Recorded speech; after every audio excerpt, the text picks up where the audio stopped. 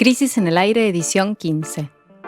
Deuda eterna, renta básica y humo en los humedales. Jimena Tordini y Mario Santucho analizan los 3 temas más importantes de la semana. Hoy, en el primer bloque, el acuerdo con BlackRock.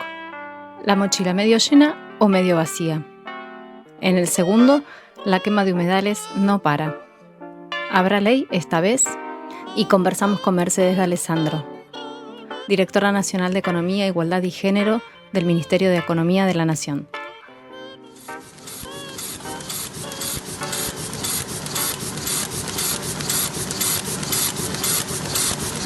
El podcast está al aire.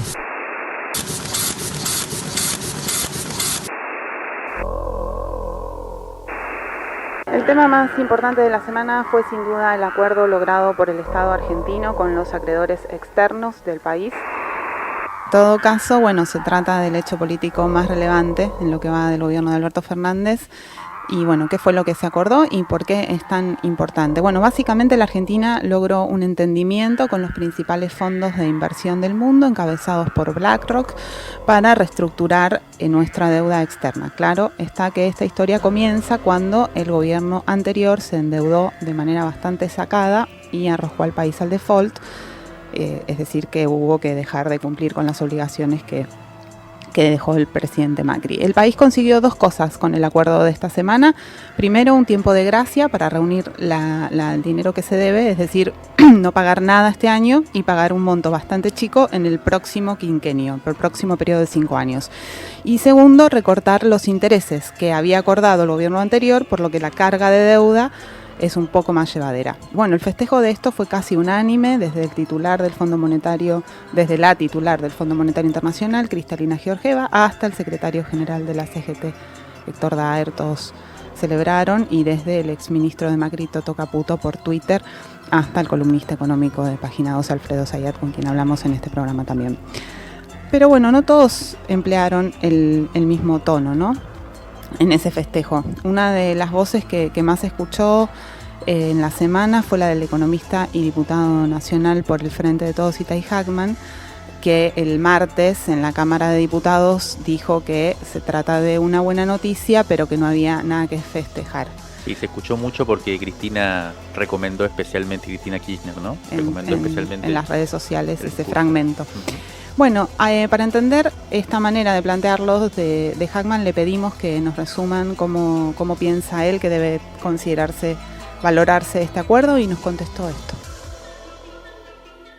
Creo que el acuerdo que logró encaminar el gobierno nacional a través del ministro de Economía, Martín Guzmán, es un buen acuerdo dentro de los márgenes de una negociación, por supuesto que implica asumir que la mejor solución para la Argentina en este momento es tratar de sacarse el problema de encima, de evitar los juicios de un default y de negociar en los mejores términos posibles. En ese sentido, los datos más relevantes del acuerdo son el periodo de gracia, es decir, la cantidad de años que la Argentina va a estar sin tener que destinar un solo dólar al pago de deuda, que le va a permitir volcar esos recursos a la economía doméstica, y por supuesto el recorte de tasas de interés que implica obviamente decenas de miles de millones de dólares de ahorro para el país. Más allá de la cuestión técnica, incluso más allá de la cuestión financiera, me parece que lo más importante es que despejar el horizonte de la deuda, cosa que todavía falta la negociación con el Fondo Monetario Internacional, hay que entenderlo en términos de los desafíos productivos, sociales, del mercado interno que implican. Cuando el gobierno se fijó el objetivo de convertir una deuda impagable en una deuda sustentable, no es una discusión solamente en términos financieros, sino que es también una deuda que sea compatible con los objetivos de política económica que el gobierno se fijó, que tienen que ver con la reactivación productiva, con el mejoramiento de los indicadores sociales básicos, es decir, un horizonte de deuda, de pagos, que nos permita atender esos otros objetivos. Y eso me parece que es lo más importante. No creo que sea un acuerdo para festejar, porque creo que el hecho que tengamos que reestructurar esta deuda de por sí es una mala noticia para la Argentina. Acá tenemos una deuda que fue asumida de manera absolutamente irresponsable por parte del gobierno anterior, que fue dilapidada además en financiar la fuga de capitales y otras partidas ociosas. Entonces, esto es una mochila. Nadie puede estar contento en que tengamos que cargar con esta mochila. Sí podemos estar un poco más aliviados porque esa mochila pesa la mitad de lo que pesaba hasta antes de esta reestructuración, pero sigue siendo una carga, y me parece que hacia adelante lo más importante, por supuesto hay un montón de desafíos orientados a revertir el daño que produjo la pandemia y a resolver muchos de los problemas que dejó el macrismo. Todo eso es un paquete económico y social muy relevante, pero además, hacia adelante, en términos estratégicos, hay que pensar cómo evitar que esto vuelva a pasar en Argentina. Si Alberto Fernández tiene éxito y logra resolver el problema, lo peor que nos puede pasar es que en 8 o en 12 años volvamos a recaer con un gobierno que nos endeude de manera irresponsable y vuelva a utilizar el endeudamiento de esta manera, ¿no? Y ese me parece que es el principal desafío estratégico en este tema. Jimmy, me gustaría sumar dos cuestiones de análisis del acuerdo, no tanto económicas, ¿no? Sino más sobre el significado político de lo que sucedió este martes, ¿no? que tiñó toda la semana. Lo primero, yo diría que se trata de un triunfo grande, de un aval muy grande para Martín Guzmán, ¿no? El ministro de Economía, que fue el que condujo y llevó adelante las negociaciones con los acreedores, ¿no? Especialmente porque logró, creo yo, sostener su planteo conceptual. Él desde el principio dijo que Argentina iba a tener un criterio nuevo en la discusión que tenía que ver con la sustentabilidad de la deuda, ¿no? Que Argentina realmente consiga un acuerdo que después pueda cumplir, porque si no, dentro de 5 o 10 años, como decía Itai Hackman, vuelve a pasar lo mismo y uno es un permanente giro de dinero hacia el exterior y sin embargo no tenemos crédito de vuelta. Es verdad que respecto a su propuesta inicial, él se dio varios miles de millones de dólares, ¿no? Al principio él propuso 39 y algo, era el valor por cada bono, 39 centavos por cada bono, y terminó pagando 54,8. Pero también es cierto que mantuvo su planteo, ¿no? Conceptual, esta idea de la sustentabilidad y muchas cuestiones de cláusulas legales que le valieron un altísimo nivel de presión por parte de los acreedores, ataques por parte de los fondos de inversión, permanentemente lo acusaban de no saber negociar o de tener mala fe. También los voceros de estos fondos de inversión en Argentina, muchas veces pago, potenciaban y amplificaban estos ataques. Se llegó a decir incluso que debía renunciar para facilitar el acuerdo. Incluso lo intentaron puentear varias veces para arreglar directamente con el presidente Alberto Fernández. Él se mantuvo firme, también el presidente lo bancó, mantuvo su narrativa y finalmente consiguió el objetivo. Hay un dato que revela hasta qué punto fue un juego de póker esto, ¿no? Hasta qué punto fue intenso y hasta qué punto, hasta el final de las negociaciones, que tuvieron sobre todo mucha intensidad el domingo y el lunes, hasta la madrugada, estuvieron, parece, negociando ahí digitalmente. Hay un dato que es que Joseph Stiglitz, ¿viste? Que es un economista, un premio Nobel, y que era el profesor, el maestro, el jefe de un equipo de investigación y docente en una universidad norteamericana donde trabajaba Guzmán hasta que vino a ser ministro, y él es una especie de mentor. Publicó un artículo en la prensa internacional el viernes pasado, y ahí dijo que no había acuerdo. Incluso denunció a los acreedores como recalcitrantes, cortos de miras, testarudos e insensibles. Fueron las palabras usadas por Stiglitz, que estaba siguiendo la negociación paso a paso, y de hecho ahí planteaba una nueva idea de cómo resolver lo que tenía que ver con el FMI, lo que parecía que no había acuerdo, ¿no? ¿Por qué me parece importante esta anécdota? Porque lo que da a entender es que ellos estaban, y Guzmán estaba dispuesto a no salirse de su planteo. La segunda cuestión, la resumo rápido, tiene que ver quizás con el vaso medio vacío, ¿no?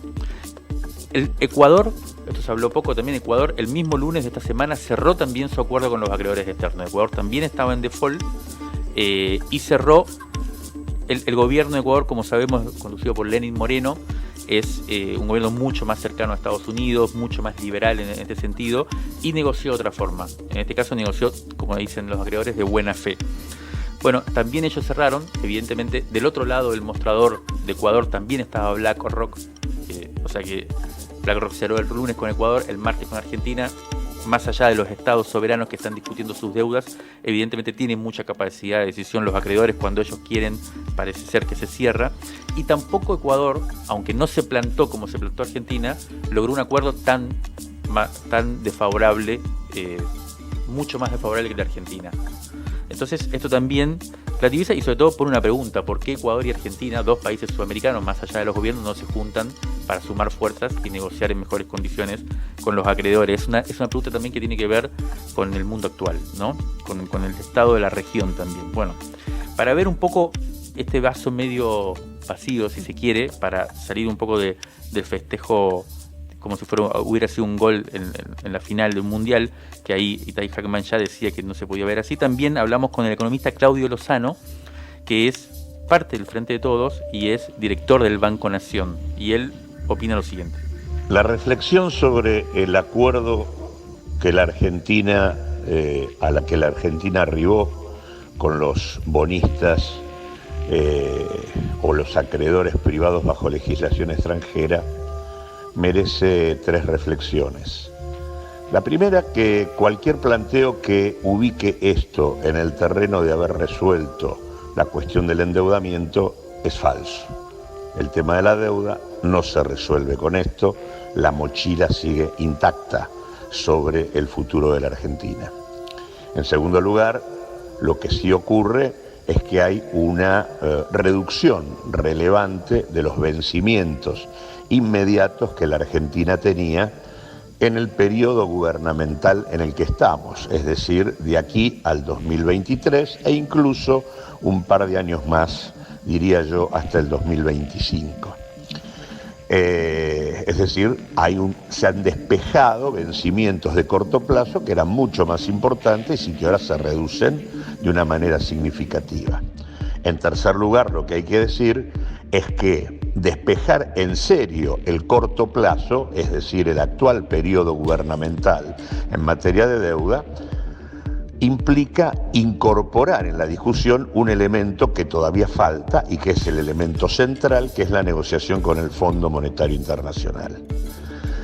Profundizando los tres puntos, diría, no se resuelve el tema del endeudamiento porque esta negociación, como todas las que en general existen, se inscribe en una lógica que no puede resolver la situación de una deuda de carácter ilegítimo, ilegal, y que en la práctica se tomó sin evaluar la capacidad de repago. Y por definición, cuando se trata de una deuda de esa característica, donde no se evaluó la capacidad de pagarla, y desde la dictadura para acá ese es el caso de la Argentina, en realidad la única solución en las distintas renegociaciones es establecer en algún momento una suerte de capacidad de pago del país de un flujo permanente de intereses, mientras el capital que se adeuda se va renovando sistemáticamente con la vuelta de ese país al sistema financiero internacional para tomar deuda nueva que le permita cancelar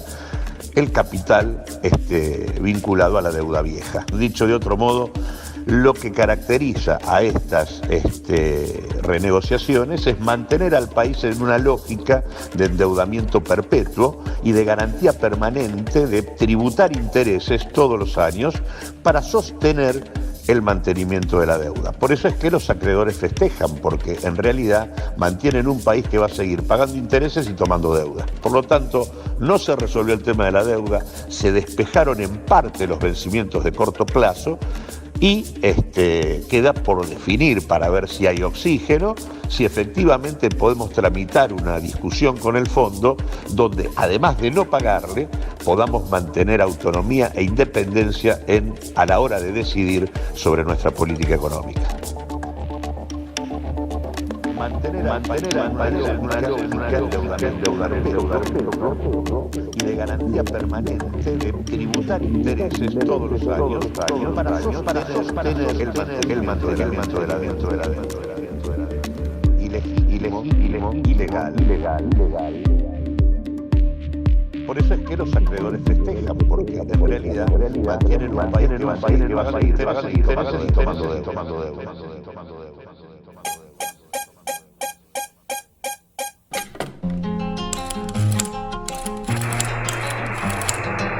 Crisis en el aire. Análisis político en movimiento. De la disputa a la conversación.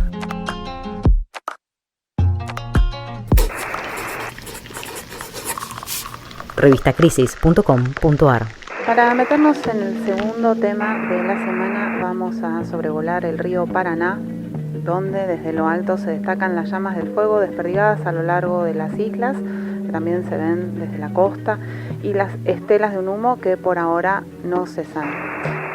Esta tanda de incendios intencionales en las islas comenzó a mediados de mayo, pero esta semana se convirtió en uno de los temas principales, sobre todo porque coincidieron dos cuestiones: las protestas de quienes viven en la zona del río Paraná, en Rosario y en Victoria, en Entre Ríos, y un proyecto de ley que llegó al Congreso. El sábado pasado, a la tarde, el 1 de agosto, una muchedumbre se convocó, como decía, en las dos orillas del río, en Rosario, en provincia de Santa Fe, y en Victoria, en la provincia de Entre Ríos, para pedir el fin de las quemas, tanto por cuestiones ambientales como también porque el humo es una molestia muy concreta para quienes viven en estas ciudades. Y también ese día se manifestaron los productores ganaderos de la provincia de Entre Ríos, quienes en una protesta separada a esta salieron a la ruta montados en sus caballos porque se los acusa a ellos de ser los responsables de prender fuego en los campos para poder desarrollar su actividad productiva allí, y ellos dicen que ellos no son. Y luego este miércoles, el 5 de agosto, hubo una protesta en las redes sociales, más urbana, un tuitazo con el hashtag Ley de Humedales Ya, que fue simultáneo a la reunión de la Comisión de Recursos Naturales del Congreso de la Nación, en la que se comenzó a conversar sobre un proyecto de ley de humedales que fue presentado por el diputado Leo Grosso, que preside esa comisión. Sí, Jimé, ¿y qué son los humedales? Es así, exactamente. Los humedales son un tipo de terreno que se inunda de manera permanente, o sea que siempre está inundado, o temporal, es decir, que está inundado no siempre, pero durante largos periodos de tiempo, y que cumplen distintas funciones en el ecosistema. Una muy importante, por ejemplo, es la contención de las inundaciones. El 20% del territorio argentino en la actualidad tiene estas características, y lo que ocurre es que hay varias actividades económicas de tipo extractivo que ponen en riesgo estas zonas y que pueden empeorar no solo el ambiente, sino también la condición de vida de las comunidades que viven allí o que usan también estas zonas para su actividad productiva. Uno de los agitadores de la movida en las redes del miércoles pasado fueron Jóvenes por el Clima. Un grupo de activistas ambientales. Le pedimos a Mercedes Pombo, una de sus integrantes, que nos cuente cuál es la posición del ambientalismo en el debate que recién está comenzando. Lo que puso en agenda los humedales son las quemas en el delta, que se producen a partir de las quemas, que es una práctica intencional que se hace para renovar las pasturas en el campo, lo cual no es una práctica mala en sí, de hecho está permitida en algunas zonas. El problema son justamente las quemas ilegales y en la escala que se están produciendo. En este sentido es importante remarcar que este es el problema que más se visibilizó, en parte porque afecta a un centro urbano, que es lo que por lo general pone al tema en agenda. Lo mismo pasó en 2008 cuando llegó el humo a la ciudad de Buenos Aires, pero no es el único problema. También, justamente al ser zonas muy extensas dentro de la Argentina y que son también muy heterogéneas, hay una diversidad de actores que avanzan sobre los humedales, como puede ser, por ejemplo, el lobby inmobiliario, que generalmente avanza para la construcción de barrios privados, o como puede ser también la minería en los salones de altura, entre muchos otros. Y es por eso justamente que se busca una solución de fondo, como lo es una ley de humedales. Y bueno, es en este contexto, en el inicio del debate parlamentario, en la Comisión de Recursos Naturales, en la Cámara de Diputados, que Jóvenes por el Clima, junto con otras organizaciones socioambientales, decidieron llevar a cabo esta movida del tuitazo para poder instalar el tema en agenda y también apuntar a la solución de fondo que se está buscando desde la sociedad civil.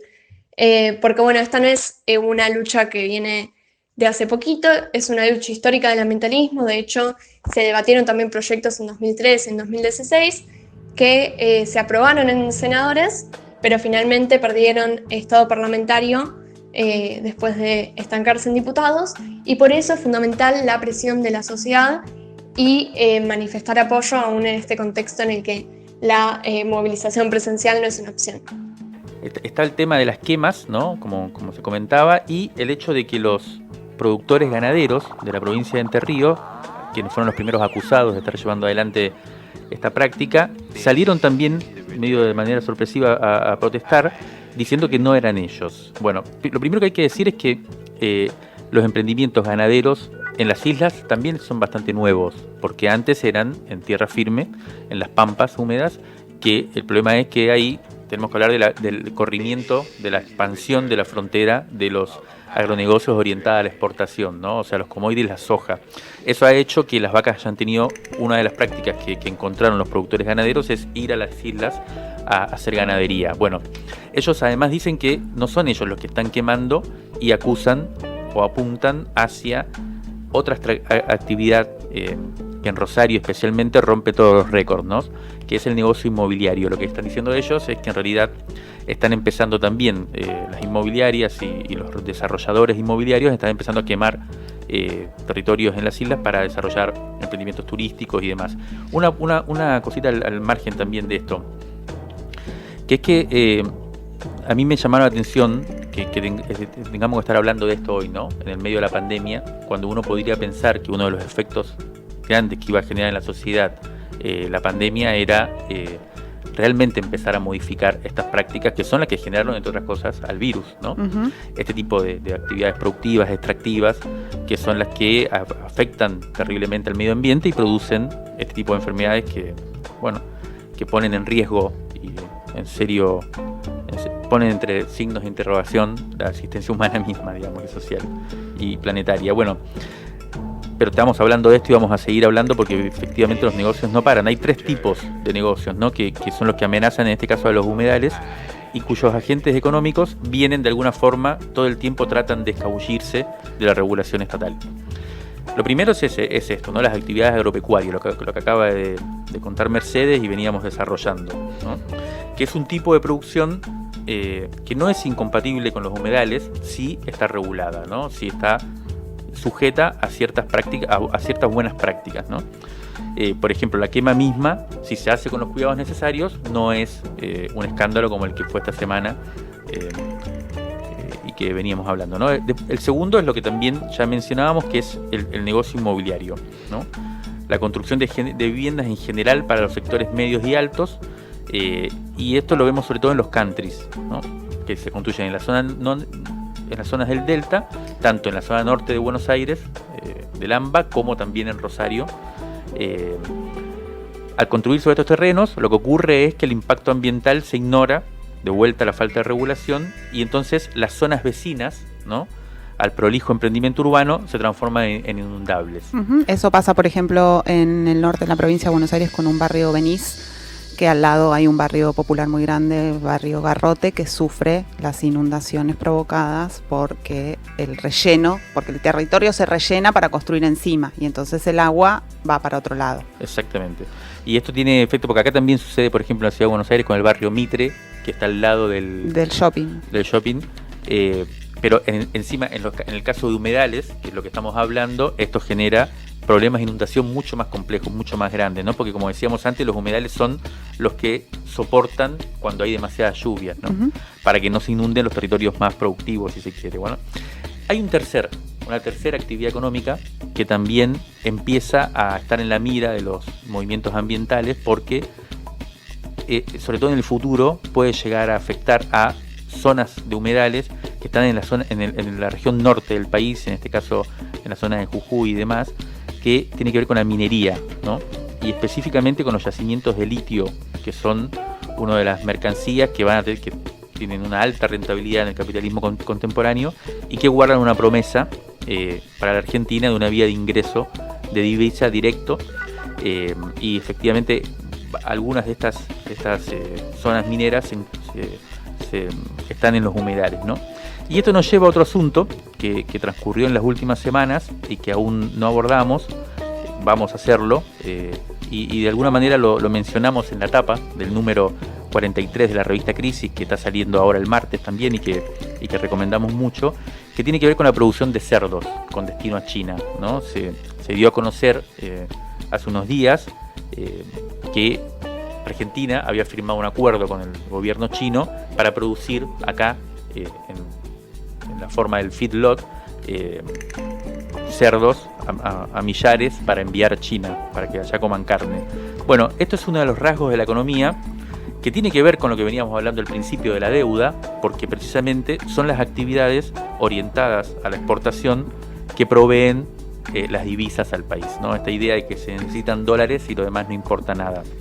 En cierto momento, también hablamos de esto durante el periodo anterior del peronismo en el gobierno, el kirchnerismo, fue una de las grandes discusiones que por lo menos desde la revista nosotros tratamos de plantear. Me acuerdo una etapa, no sé si el número 5 o 10 de la revista, que se llamaba el consenso de los commodities, ¿no? Que es esta idea de que todos podemos ser más desarrollistas, más neoliberales, podemos estar más pensando en el mercado externo o más en el mercado interno, pero hay un consenso que no se pone en discusión y que es el que vuelve a aparecer, ¿no? Que es los commodities, la soja, ahora puede ser el litio y otro tipo de actividades, los cerdos, que, de esto no se discute. Bueno, para plantear un poco esta discusión conversamos con Inti Bonomo, que es licenciado en Ciencias Ambientales y también es un activista de esta causa, y el análisis de cómo está la discusión en este momento, más política, es el siguiente. En las últimas semanas se pusieron en tensión distintas fuerzas que intentan discutir el modelo productivo del país que se viene. Yo creo que el ambientalismo de alguna manera forzó esta discusión a través de la campaña en contra de la producción porcina, de la alerta sobre la quema de humedales, por supuesto acompañada con una población sensibilizada por una pandemia en la que es evidente que no se quiere seguir en este mismo rumbo. Y aparece interesante en este momento de gobierno donde se están decidiendo las políticas productivas, cómo va a ser la resultante de estas fuerzas, ¿no? Porque por lo menos desde un sector se plantea que no se quiere seguir con estos ciclos de crisis y profundización de modelos económicos que dependen muchísimo de los recursos naturales, conocido como extractivismo, y que no refuerza, si bien es verdad que traen divisas y que las necesitamos, al hacerlo refuerzan la estructura de desigualdad tan particular de este país y de América Latina en general. Lo interesante de este nuevo proceso también es que el ambientalismo ha logrado permear esa idea de que era un ambientalismo de Recoleta y de la clase alta a un ambientalismo cada vez más popular, cada vez más conectado con las demandas sociales y por supuesto los movimientos sociales también cada vez más conectados con esta demanda de perspectiva ambiental en las políticas productivas. Así que dentro del mismo gobierno hay bloques y sectores que están poniendo la alarma y diciendo, che, pará, no, de vuelta a lo mismo no, de vuelta a este modelo productivo no, hay que migrar, el desafío es cómo, ¿no? Y ahí hay un montón de debate para tejer, hay respuestas para construir, yo creo que no están claras las respuestas de ninguno de los sectores, pero bueno, es un momento desafiante y interesante para que se dé esta puja de poder para ver para dónde sale las políticas productivas del gobierno. Creo que hacerlas en el gabinete y después salir a buscar la reacción de la sociedad puede ser un error. Yo creo que más bien deberían intentar incorporar la perspectiva ambiental desde la formulación de estas políticas, que es algo que por lo menos en el acuerdo de los cerdos no se vio y se intentó ahí como maquillar al final una reunión con algunos sectores, pero que fue más cosmética que real. Ojalá este gobierno, que yo confío en que tiene las herramientas para incorporar estas voces, lo haga de manera vinculante para que efectivamente las políticas productivas no se definan en un escritorio y se definan por el conjunto de la sociedad y de la organización civil y de los movimientos políticos organizados. Rescate emotivo. Un diamante impreso en una crisis. 1973-2020. Crisis 44. Julio de 1986. Ariel Dorfman regresa a Chile luego de un largo exilio. Una pregunta se convirtió en obsesión durante todo ese tiempo. ¿Cómo salir de la espiral de violencia que Pinochet le impuso a la población? En la nota, el escritor recuerda los meses magníficos de 1973, antes del golpe a Salvador Allende, cuando los militares aún no se habían convertido en verdugos. Pero 13 años después, ellos siguen en el poder, reprimiendo a la gente y gobernando para los ricos. Hoy la historia es distinta, pero el dilema quizás sea el mismo. Decía el autor.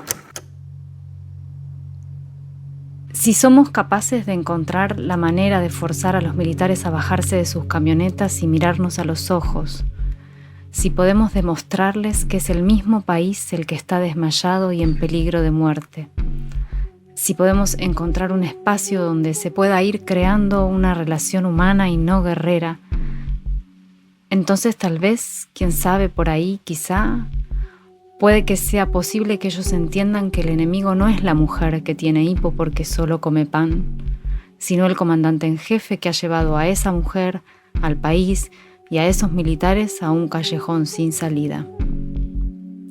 Los meses, los años que vienen, dirán si somos capaces de derrotar con nuestras palabras y nuestros cuerpos el espiral enloquecido del enfrentamiento.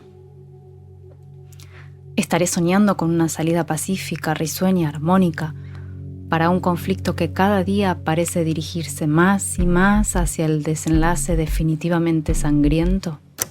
Ariel Dorfman es un escritor argentino-chileno, activista por los derechos humanos. Su obra, tanto de ficción como ensayística, se tradujo a varios idiomas. María Pía Mata, desde Santiago de Chile. Ariel Dorfman efectivamente vuelve en un momento muy decisivo para Chile, en julio del año 1986, 13 años después del golpe de Estado, año que fue nombrado por un sector de la oposición más de izquierda como un año decisivo para derrocar al tirano, a la dictadura y el sistema de terror imperante en el país. Ese año hubo un atentado contra el general Pinochet, llevado adelante por el Frente Patriótico Manuel Rodríguez, atentado que no resultó y que el comandante en jefe salió ileso, y junto con eso se agudizó la represión política. Esa misma noche fueron asesinados 7 líderes políticos de la oposición, entre ellos el periodista Pepe Carrasco y otros 6 militantes de la izquierda, a sangre fría. Desde ese mismo año también se inician las primeras conversaciones, diría yo, se inician las conversaciones por parte de un sector político más ligado a la centro-derecha, a la izquierda, a una izquierda más liberal, a una izquierda más socialdemócrata, donde queda afuera un sector de la izquierda vinculada a ese atentado, y deciden, inician conversaciones que son muy a puerta cerrada, con poca participación de las personas que habían estado durante casi 13 años luchando contra la dictadura, y se inicia un proceso de transición acordado, hoy día lo sabemos, con Estados Unidos, y Pinochet finalmente entrega el poder el año 88 con un plebiscito donde él pierde no por tanto tampoco, hay un 43% de la población que vota por la continuidad de Augusto Pinochet. Y bueno, y esa transición pactada, con poco diálogo, 0 diálogo, es la que tenemos hasta el día de hoy. Yo diría que parte de esa transición se terminó en el año 2001, cuando Pinochet vuelve de Londres, inmune, se para de la silla de ruedas y dice que no tiene nada y lo dejan en libertad después de la detención en Londres. Hasta ahí Pinochet fue comandante en jefe del ejército toda la transición, y además el año 97 fue un senador designado. Yo creo que las palabras de Ariel Dorfman me hacen emocionar por recordar lo que ha sido la transición chilena a la llamada democracia, y que nos tiene en una disyuntiva salvaje respecto a la memoria, a un modelo económico forjado a sangre y fuego, como fue el modelo neoliberal impulsado por Pinochet y por Milton Friedman.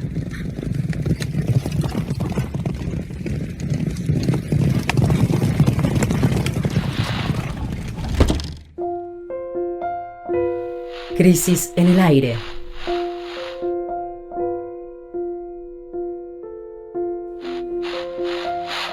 Los sonidos de la tinta y sus discusiones.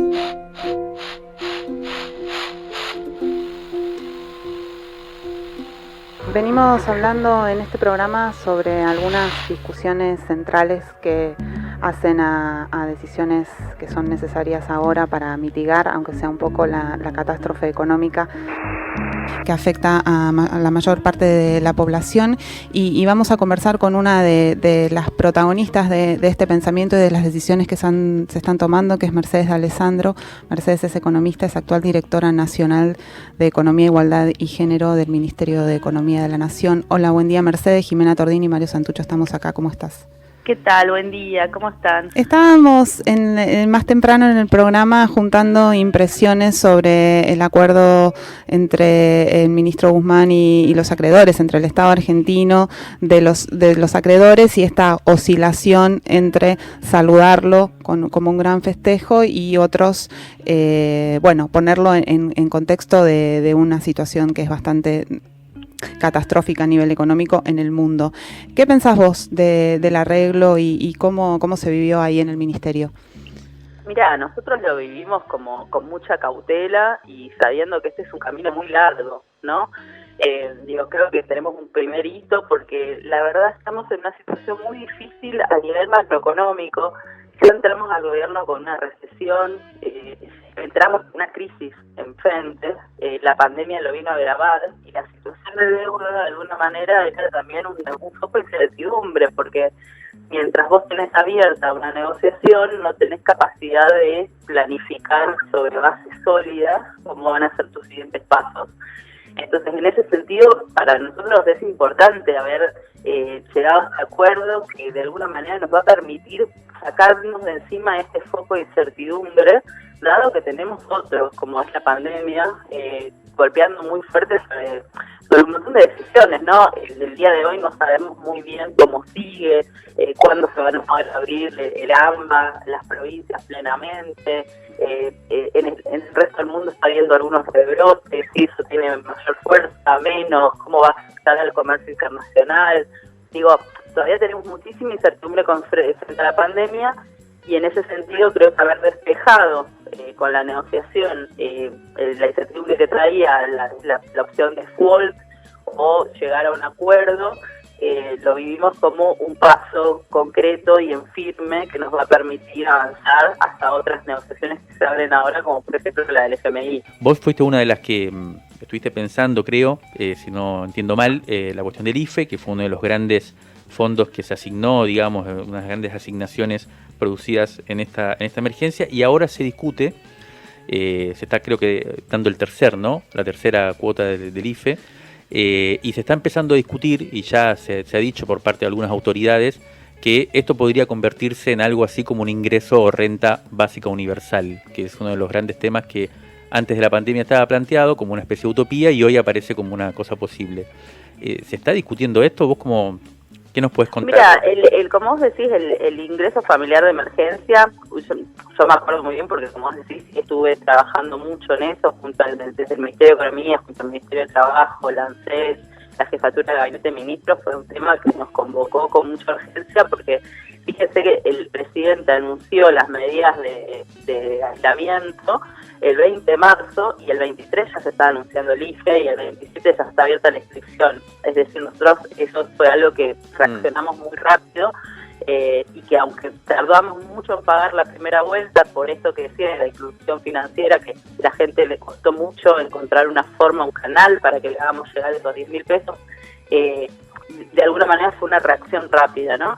Llegó a casi 9 millones de personas y esto también nos marcó, nos puso enfrente la situación en la cual están en el mercado laboral informal, ¿no? Fíjense que en el IFE, cuando uno se pone a mirar los datos, se publicó un informe muy largo, nosotras en la Dirección de Género también publicamos otro, el 60% de las personas que recibieron el IFE son jóvenes menores de 34 años. Más de un cuarto tiene menos de 25. Para mí esa es una cuestión súper relevante en lo que se piensa a futuro, porque estamos hablando de la juventud de nuestro país. Además de eso, también el 55% fueron mujeres, que tiene en línea con lo que pasa en el mercado laboral para las mujeres, que tiene una inserción muy precaria, que tiene mayores tasas de precarización, de desempleo, que además trabajan más en los hogares, entonces eso les cuesta el doble, les cuesta salir a trabajar fuera de sus casas porque tiene una carga muy grande adentro de su hogar. Todo esto, por supuesto, en esta situación nos fue a la luz un problema que los argentinos y argentinas conocemos, pero que bueno, no teníamos tanto frente con tantos datos puestos encima. Entonces yo creo que eso abre el debate acerca de el futuro del trabajo, un debate que ya está abierto, porque como vos decís, Mario, y vos lo venís siguiendo este tema también, Argentina ya estaba con un problema de generación de empleo previo a la pandemia, hace mucho tiempo que no se estaba generando, no había creación de empleo genuino, había una transición de empleos formales y privados a contraprotismo.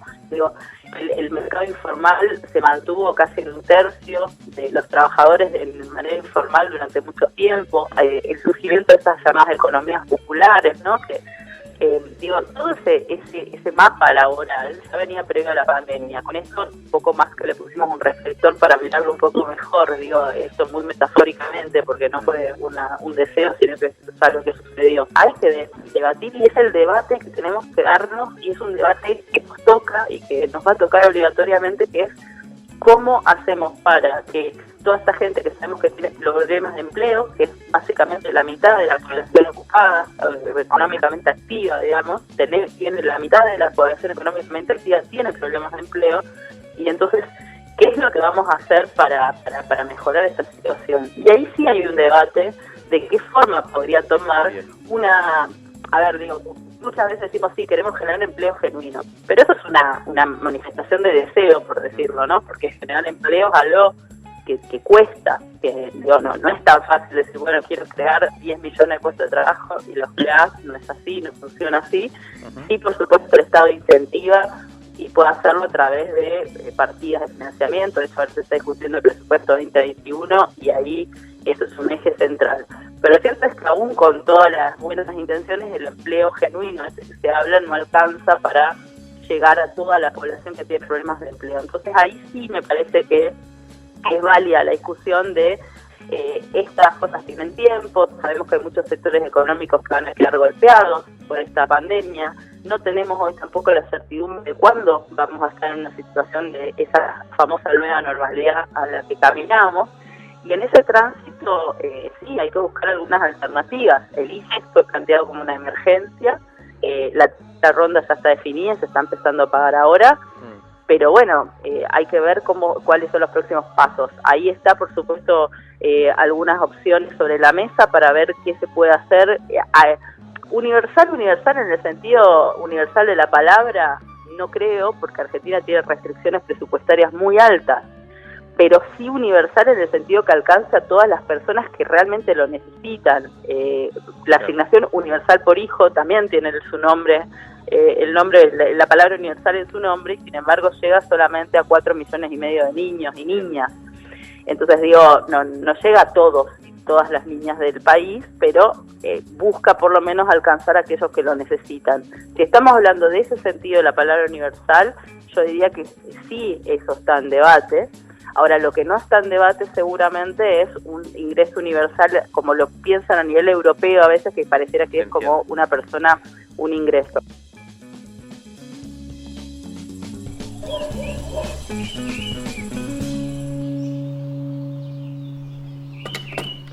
Encontranos en todas las plataformas de podcast o los sábados de 8 a 9 en Radio Nacional AM 870.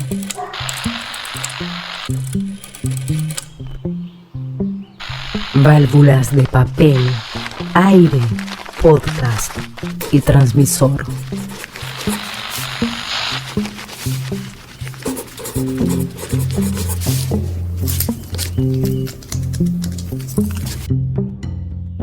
Crisis en el aire. Nuestro número 43 ya está disponible. Conseguilo en revistacrisis.com.ar.